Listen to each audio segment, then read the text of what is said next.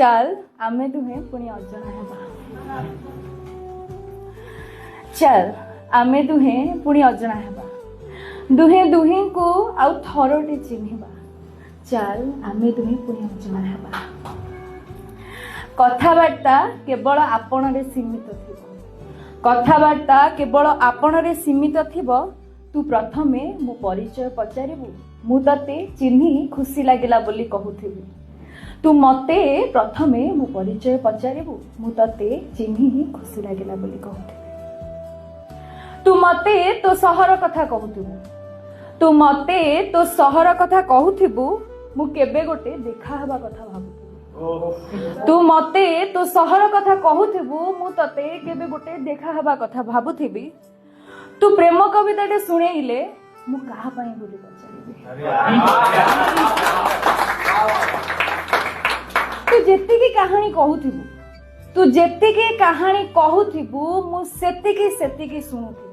तू जेतिकी कहानी कहूथिबु मु सेतिकी सुनुथिबि तू हजिगल बोली पचारिले मु आस्ते हसी ना कहूथिबि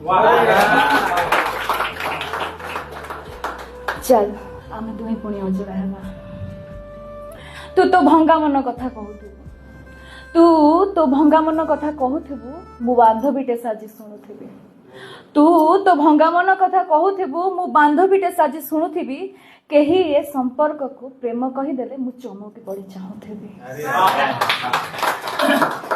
फेरी जीवा पुणी पुराणा पृष्ठा को